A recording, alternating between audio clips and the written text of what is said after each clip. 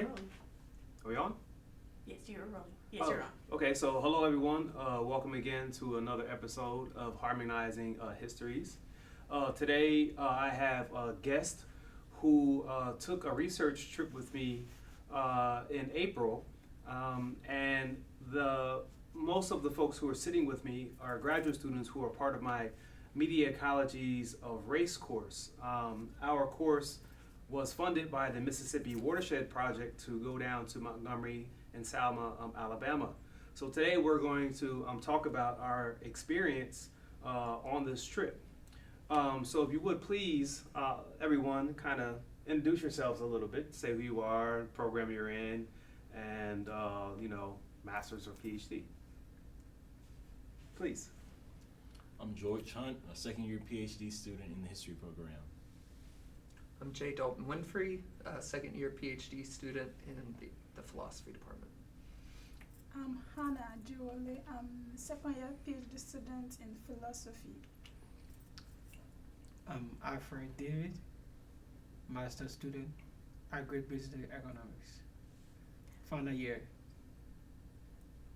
My name is Kessiana Oboe. I'm in my third year MFA Theatre Directing. And Theo, please, if you could. I'm Theo Okopidi. I'm a senior at Carbondale Community High School. See, fantastic. So as you can see, we have a very interdisciplinary group, as well as a young generation who went with us on this trip from high school. So just as to start us off, so what was one of the most, I want to say, impactful memories or impactful experiences that you took away from this trip? So Theo, if you could, since you were under pressure to catch this bus. Okay, so taking the trip really opened my eyes. I had to see a lot of history for Black Americans. I had to see when we went to the Legacy Museum, I saw the videos and the history of Black America, and that really showed me how it was really informative and taught me a lot about how slavery was, and really made me understand that these things are still here, but they're just put in different ways. They find different ways to do it. They just changed how it was then before. Okay, fantastic. Anybody else like to pick up on that line? Well, I went for the trip. Like I said, at Legacy Museum, there was a section where they kind of mimic those who were incarcerated, and I was really touched to find out that mass Black Americans were actually imprisoned. It was it's another form of slavery, although of course the world is moving and shifting, and so since they have moved from, there was no need to do slavery, like physical slavery, and of course it wouldn't be accepted. So they move it a step further into putting a lot of Black Americans in prison, because initially I would have thought that, okay, they were criminals, that was why they were imprisoned. But when I was reading listening to those who were actually made to look as though they were actually in prison, I realized that the idea behind it was just to put them behind bars, not to allow them to be part of the human communities. And there was a writing on the wall that says, slavery is over, but we still have blacks we still have Negroes in this place. What are they still doing around? And so, in a bid to keep them away from the human society, they have to be put behind walls.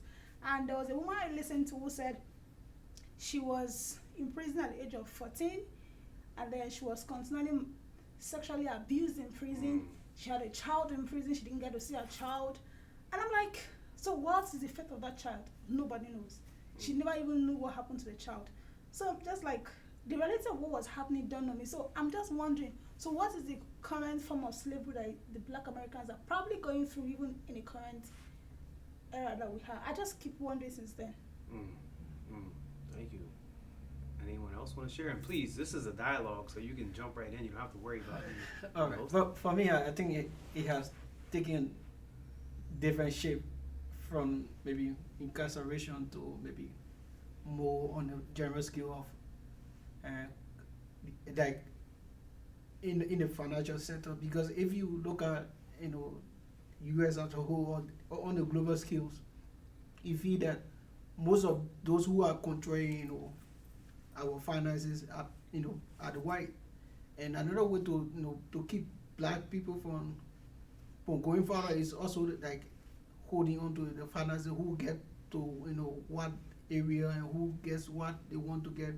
So I think that maybe from incarceration, another step was like, yeah, we can give them their freedom. Yeah, they can move around their work, but if we also control their finances, we also control them. So maybe I think that was one of the things I saw from maybe giving, and then freedom to vote. Later on, giving them freedom to work. But if we control their finances, we can also control them. We can continue to control them whatsoever level that we want to. I think that was another way of. That's another way now they are also controlling the black race. Yeah. I kind of agree with him because there was a discussion we had one of our classes talking about financial freedom of even the Africa as a whole, and I think you sort of mentioned that now the battle is about who owns the economy of the world, and of course the black race is still being kept underneath because the whites are still in power. And I'm thinking that if I was an African American person who is living in America, and I'm just imagining how it would be very difficult for me to actually measure up to have a good financial standing if those who are who owns the power are the whites, and they really do not want me to have the power, or does not even want me in that space in the first place. So if I'm not even, they are doing everything possible to keep me out of their space, how would I actually make it to even be a normal human being that have this financial freedom to actually make it, to actually be who I want to become? So I think like what he said, George said, like what Alfred said, I agree with him. I think financial incapacity, like incapacitating them financially is now probably the new trend to keep them under. Yeah. So again, just open it up a little more broadly. So to give you a chance, George and Dalton, what did you come away with? What was most impactful for you on this trip that we took, both to Montgomery and to Selma, Alabama? So I'll say overall, going south, it felt familiar, more so than I thought it would be. I was born and raised in Southern Illinois, and I've been south a few times, but something about this trip to Montgomery and Selma, felt very familiar. It felt familiar to the area I grew up in, so Belleville and East St. Louis and Brooklyn. So going south, I thought it would be a little bit of a culture shock, but it wasn't at all. It felt like home. So yeah. Yeah. I mean, for me, there's the trip was incredible. One of the things that really, there's about 4 or 5 things I could talk about that really stuck out to me. One of them was visiting MLK's church in Montgomery. What was so powerful about it was that, especially when we learned about the history of it, that it used to be the slave-holding pens where they would go sell slaves on the, just down on the square. And that they transformed this space of terror, into a space of worship. When we talk about the theological concept of transfiguration, it's almost as if this church was transfigured, this space was transfigured. And the fact that we sat in these pews that were there at the construction of the church, this is probably not the correct date, but around 1870. And the fact that, as I was sitting there, I was feeling the wood, and I could feel all the nicks, and I was listening to all the creaks of it, and just the fact that these pews were there for every sermon MLK gave, right? And every nick was someone who had worshipped, someone who was hoping for freedom, someone who was hoping for a better life. I found that extremely powerful, and that church was as close to a sacred space as you could get, right? Yeah.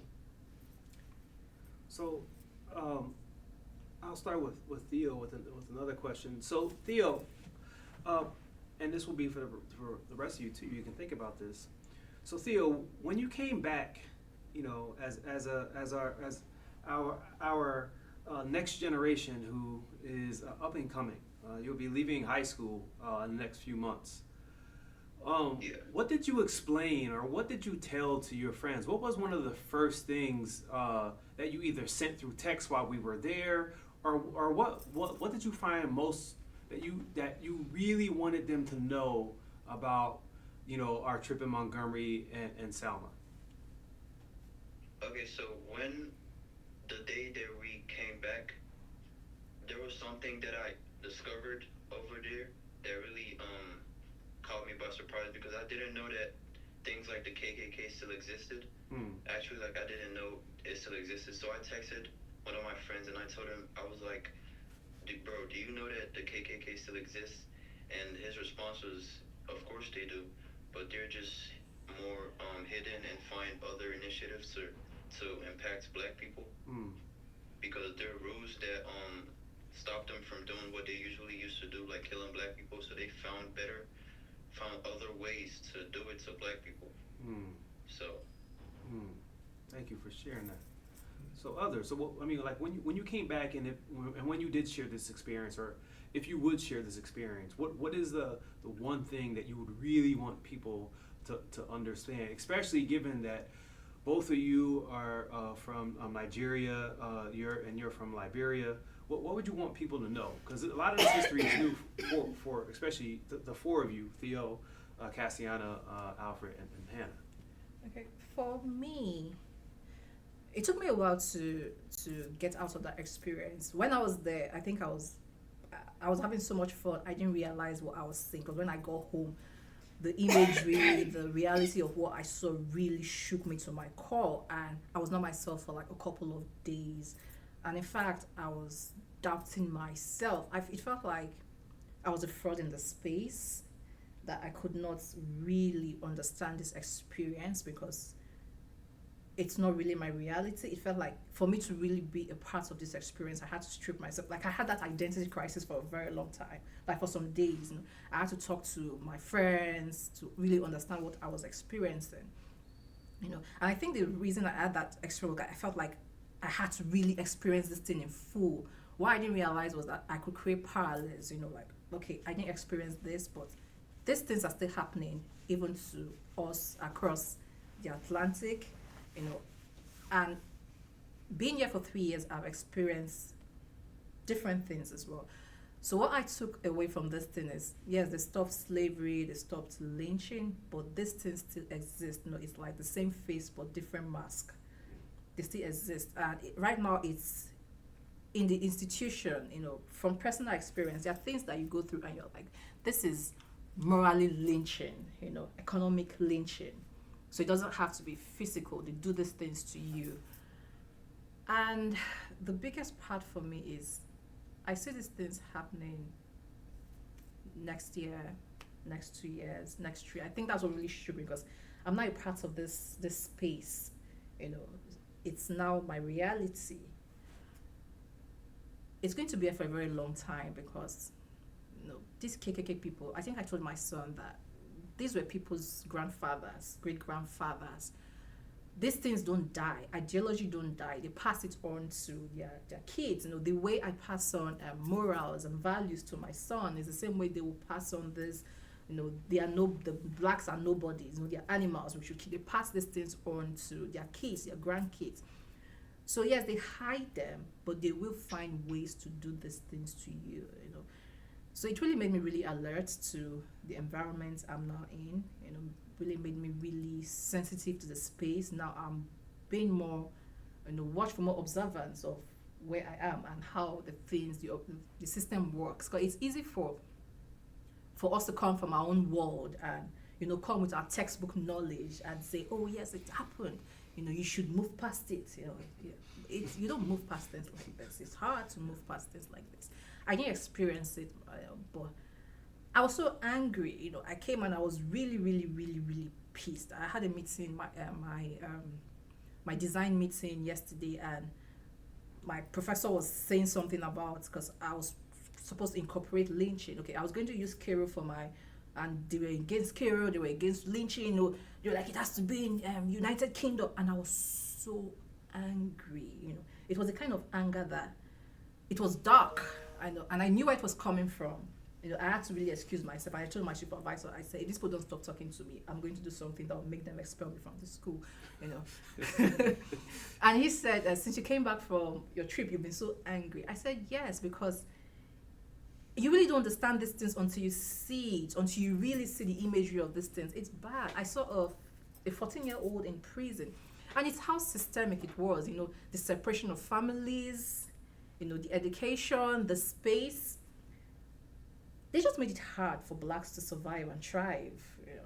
If you beat the system, you go back. If you beat the ideology, you have the police. I think I spoke about the repressive system, ideological, and the police. So you meet them everywhere. Wherever you go, you meet them everywhere. Mm. So it's just hard for you to thrive in a space like that. Yeah. But yeah, I guess, coming, I come from Tennessee. I come from the South. When I was growing up, Lost Cause mythology was like it had really taken root, and like my education, like when people talked about the Confederacy, I mean, it was, it was always just about, the greatness of Confederate generals, how smart they were. And, one of the things that struck me and made me furious, I was also a part of a campaign that worked against Confederate monuments. We made national news at MTSU. But one of the things that struck me really hard was, when we were at the lynching memorial, I was looking at where all the lynchings were happening. They have these giant metal rectangles. They're about as tall as you, and as you go through it, at first they start eye level, then they get higher until they're above your head, as if they're hanging, as if they've been lynched in a tree. And then when you go out of it, it's like a graveyard. It's like all the coffins are lined up. Yeah. I just remember walking, and I was, I'm seeing Kentucky, I'm seeing Alabama, but then I started seeing Tennessee, and I started seeing the counties, and I'm like, thinking to myself, here it comes, boom, there's the county where I was born in, boom, there's the lynching that happened. At the memorial, I didn't get the details of that lynching, I just got the name, but then we went to the Legacy Museum. On the wall was the story of that lynching, and that was really rough. And I realized too, because Jim Crow is reproducing itself in the Southern education system. It attempted, ideologically, right? It was trying to reproduce this. I mean, this is how this whiteness is taking root, right? And one of its keys is to conceal this history. Right? There's no memorial for this lynching. I was never taught this. People in Tennessee, I kept posting things, for the people in Tennessee just to see it, because no one wants to look, right? No one wants to see this. That's something like, for me, it's like, how do white people deal with this? And like when I was looking at we went to the first Confederate White House, and we saw all these portraits of Jefferson Davis, and outside of the Capitol, this big statue of Jefferson Davis. Du Bois has this wonderful essay on Jefferson Davis and the Teutonic civilization he represents. But notice too, for white men, this is the ideal they want you to strive for, and it's limiting, right? It's what type of subjectivity are you allowed to have? What type of future are you allowed to envision, right? In the South, it's an anti-black future. Whiteness can never be pro-black. Can never have those sympathies, and that's something I don't know, that has to be overcome, right? It has to be. So these things have been lingering with me since the trip, especially just how do I communicate it to white people? How do I talk to other people? This type of thing.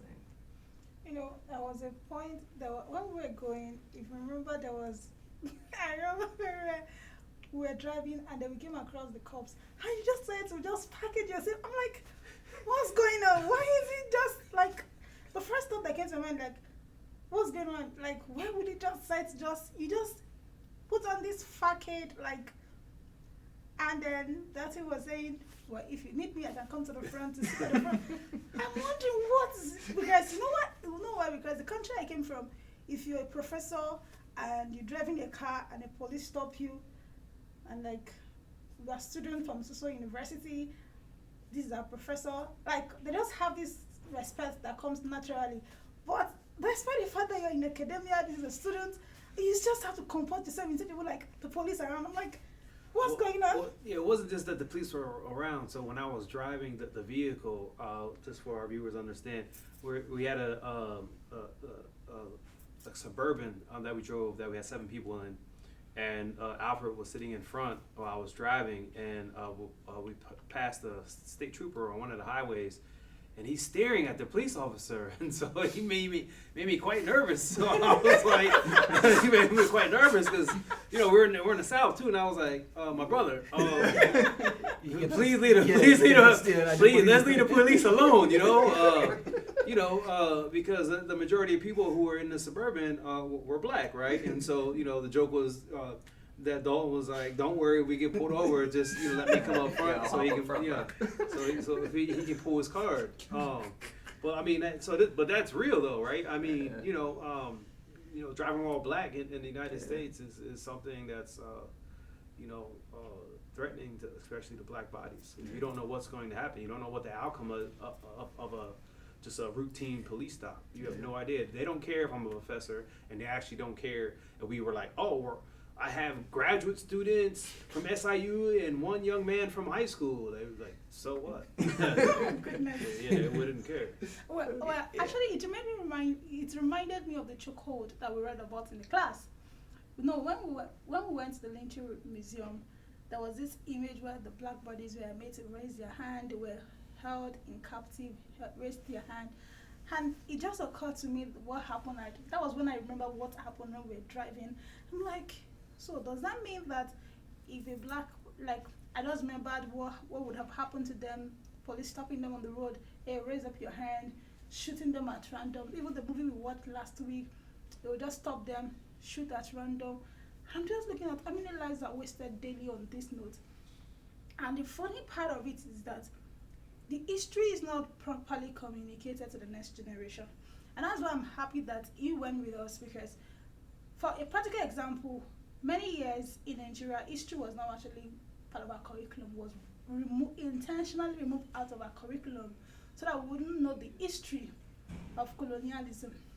And so, even when I was in my secondary school, my high school, I think I already did history maybe my junior high school, maybe the first year in my junior high school. For the next 6 years, I didn't do history, so I literally don't know much about the history of colonialism in Nigeria. And when I went doing this course and then going on this trip, and then when we went to Legacy Museum, I saw the design of the slave ship, and the reality dawned on me, human beings were actually packed like this.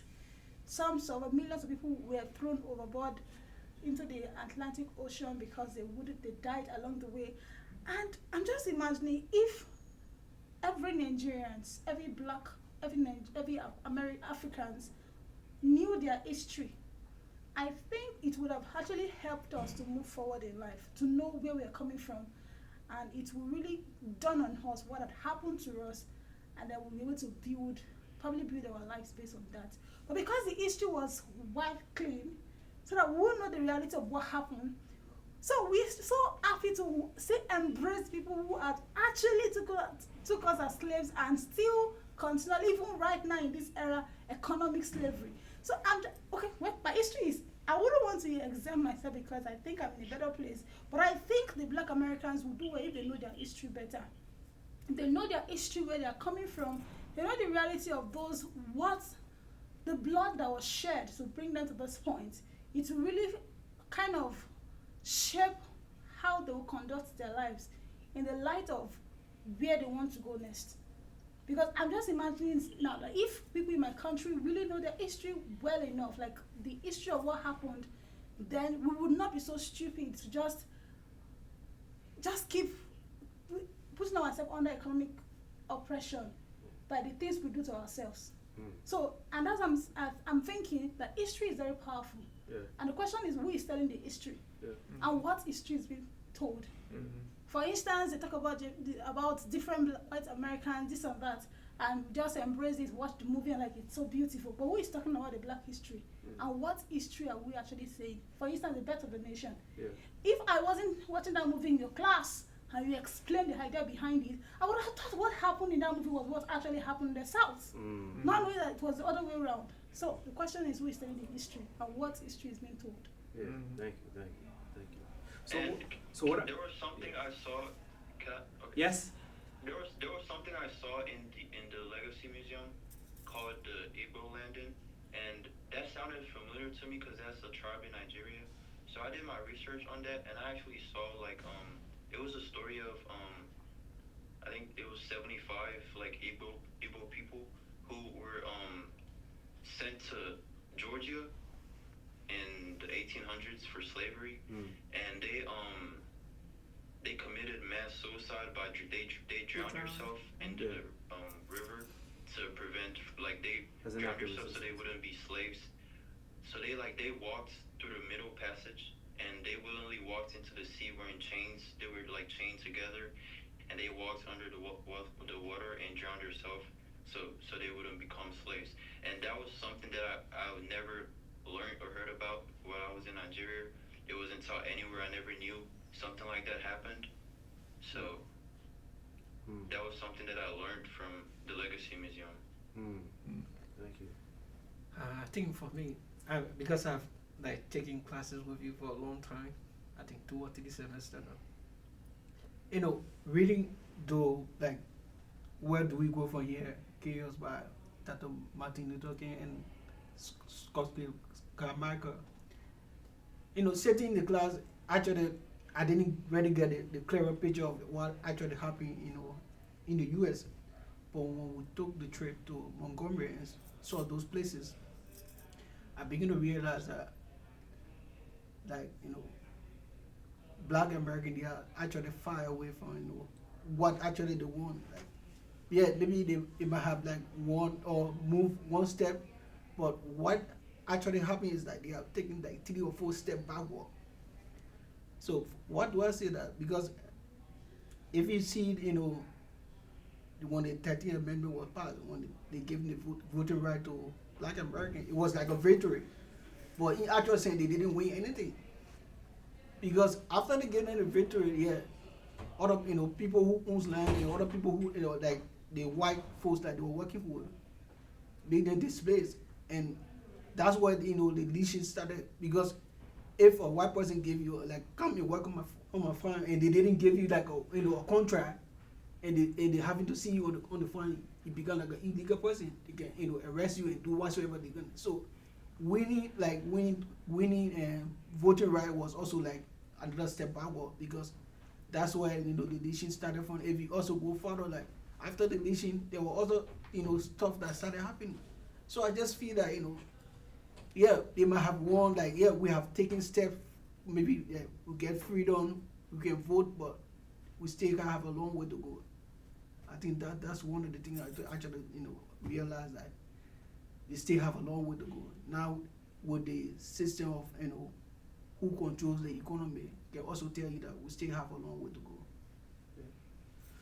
So Theo, I'm wondering again, because you're you know, one of our youth who's up and coming. Are there any questions that you have for us that when you left and we came back from the trip that you were still wondering and maybe haven't researched on your own yet still? Is there any questions, or maybe that you even have for us in terms of, you know, maybe we were in Selma at, you know, the one of the historical sites, and, you know, you still had a question for maybe Dalton or George or anyone else in particular, or more in general?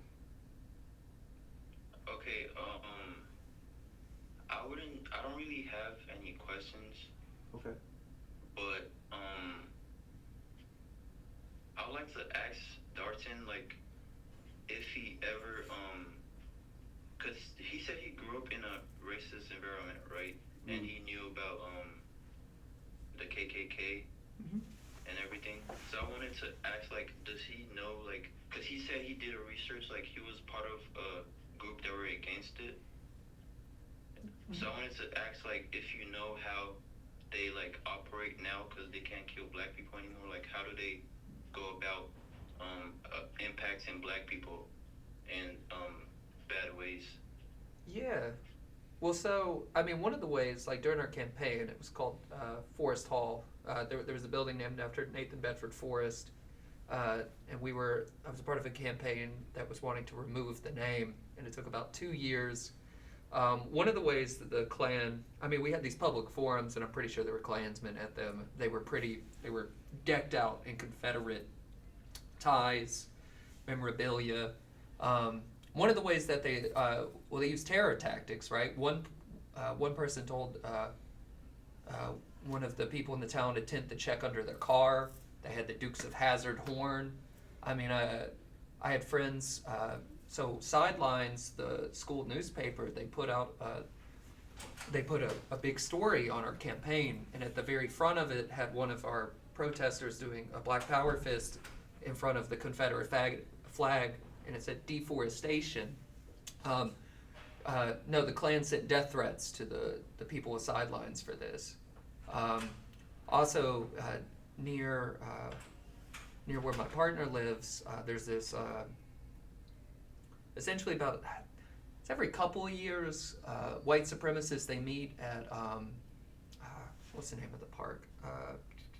It's a state park, Montgomery Bell State Park. David Duke was there, Richard Spencer. I was actually at a protest one time at this park, and I mean, people were doing Nazi salutes at us, and the cops are there, and I mean, they had dogs, they had a bus, they were ready to mass arrest us. They had a freedom cage. It's like, but I mean, you know, like, essentially, like, they're still very active, Theo. They still threaten, they still terrorize people.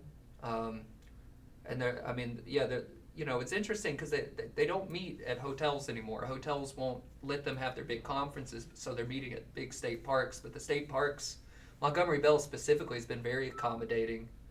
No one can actually stay there. Can you hear us, Theo? Okay, so you said that the police were getting ready to arrest you guys. Yeah, they were getting ready to arrest the protesters.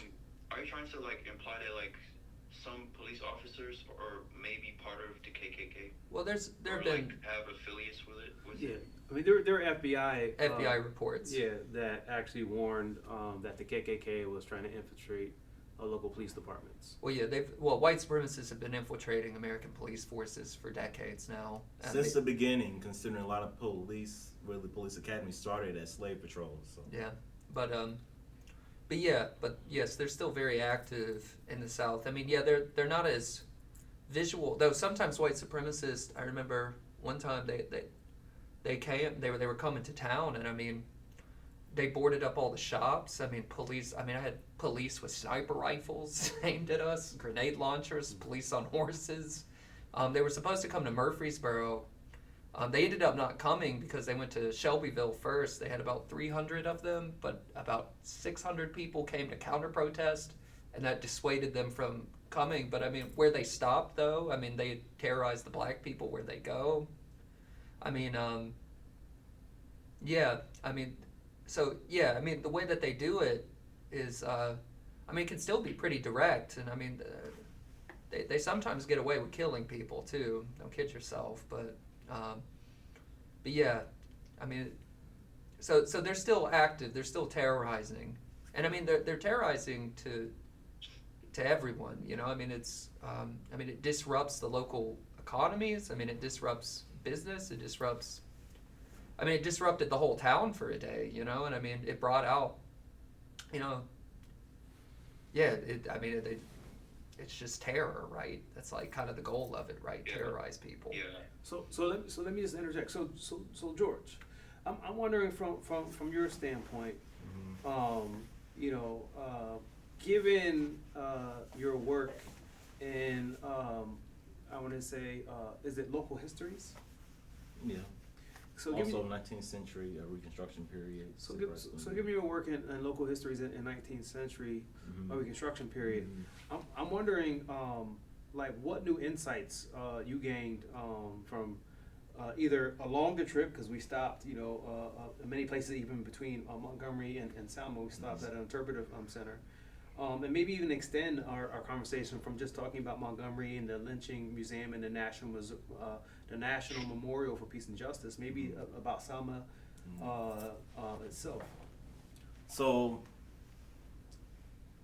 in my elementary school, I remember our teachers gave us a simplistic view of the Civil War. Pretty much, they said that the North was good, the South was bad. But over the years I've studied, I found that really a lot of that is wrong. That a lot of times the North was as bad as the South. Even King said that when he came to Chicago, talked about how segregated Chicago was and how pretty much it was worse in Chicago than it was in some of the southern places he went to. But also there was racial terror here in the North as well. I mean, Chicago, 1919, there was a horrible race riot in which I think 36 people died, many of them black. East St. Louis, a place that I grew up pretty close to, maybe 10, 15 miles from East St. Louis. It was the site of a 1917 race massacre in which hundreds of black people were killed. But it's something not talked about, so I didn't really learn about it in the school I went to. Really, I only learned about the St. Louis race massacre once I got to college. And then also there was the 1908, I believe, race massacre in Springfield, Illinois. So really, from this trip south, I really learned how similar the North and the South are. The difference, they make it almost appear like that the North, they were more accommodating toward enslaved people. That a lot of them, maybe they weren't experienced with enslaved people, but they felt their pain. No. A lot of times they were just as bad. And if you notice, a lot of the counties that we saw represented in the lynching memorial, a lot of those were in the northern states as well. So the big difference they make it seem like between the North and South, I think is fabricated. I think the South, they were just more out front with the racism, but the North, it was just as bad. Mm-hmm. And also a point about the Klan, a lot of them have taken off the hoods. They no longer wear them now, but they have moved into boardrooms. They've moved into police departments, military. Some of them are in Congress now. But really, that's the way it always was. Because if you remember on some of those pictures in which they showed lynching victims, you saw police officers there. You saw some nice people dressed in suits. You saw children there. So really, just to wrap it all up, there's a man, a civil rights activist by the name of Reverend Joseph Lowry, I believe. A few years before he died, he said, everything has changed, but nothing has changed. And I've come to recognize how wise those words were. So. Thank you. So as we wrap up today, I would say if you could in four sentences, what is one thing you want our audience to walk away from from our conversation today? So Okay, I would say be careful, make the right decisions, take education seriously because education is power, and that's something that would give you a step ahead from the racism in the country and keep you more educated and make you know about what's happening in the country and be able to prevent things like incarceration and basically live a decent legal life. For me, I would say, as a black person in this space, you will always have a knee on your neck. When we talk about chokehold, it's not just chokehold, it's symbolic of the system, everything we experience. So we have to consciously continue to play our parts, continue to fight against this thing, to talk against this thing, to teach, to educate, to sensitize. I was writing my final paper. Okay, I know you said 4 sentences. I was gonna say You know, I was writing my final paper on final paper, and I realized that the new filmmakers, the new black filmmakers, you know, they don't have that fire, that passion that the filmmakers of the 60s had. You know, we tell stories. What kind of stories are we telling? These things are still here. We should address them. But I understand, you know, funding. You know, they have to give you money, but we can do our parts. You know, in telling the stories, in keeping these things, this reality for our kids to see. Because the reason we know these things, because some people made these things into films, and we are seeing them today. What are we making for the future generation to see? You know, what will my son's kids see? Black Panther, yeah, Black Panther is good, but is that where we're going to stop? You know, we need to really consciously tell our story, authentic black stories. For me, I think what I want for the audience to take from here, I think everything we need to start with reconciliation. And what do I mean by reconciliation?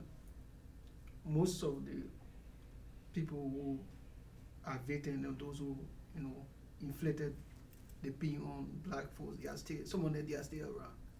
I think there should be a national call where maybe most of these stories, like Legacy Museum and other places, should be taught to people so that they can realize, you know, what they did and the pain that, you know, black people are going through is still around. I think from that, I think they will begin to realize that we have to, you know, tell a story that maybe the next generation or our children or grandchildren that will come, that this is what we did to the people, and in order for us to, you know, to heal, or in order for us to feel better, I think we need to, you know, reconcile and do some things that will, you know, that will help, you know, making the victim feel better. And I also want to tell them that another thing is that I don't think, you know, anything have changed, as George said, because from lynching now you have like an economic lynching or everything. People they are the ones still, you know, controlling our finances, and you cannot progress if you don't have money. If you want to do any project, you still need, you know, support. And what does those support come from? The same white people. So I think there's still a long way to go, and we need reconciliations. And I think reconciliation is the benchmark in terms of, you know, total healing. Okay, I would just say that it's important to know your history. That's one. Then secondly, I would say don't waste the blood of those who were martyred for the cause where you are right now. In a sense that some people have lost their lives. Some people, I remember looking at the bloody Sunday and walking on the road from Selma to Montgomery. Some people really, they lost their life. They intentionally said they want to die for this cause. Don't waste the blood of those that whose life were laid for this cause, who had brought you this far, whose foundation you are laying on. And that will require that this present generation have more work to do, so that the next generation will have it better. And so if each generation is intentional about the black race, that we would have it better. I believe probably in a couple of centuries, there will be a century where the black race will not have to suffer what the current generation is suffering. So don't waste the blood of those who are martyred for this cause. Build on it and make it better for the next generation. Okay. Americans can no longer shirk away from the violence that was inflicted. White guilt has to lead to moral outrage, and that moral outrage has to lead to action. If not, it's being used, it's a tool of whiteness. John Brown was right, and his soul goes marching on. And as Christ died to make men holy, let us die to make them free. So I would just say that there. Please.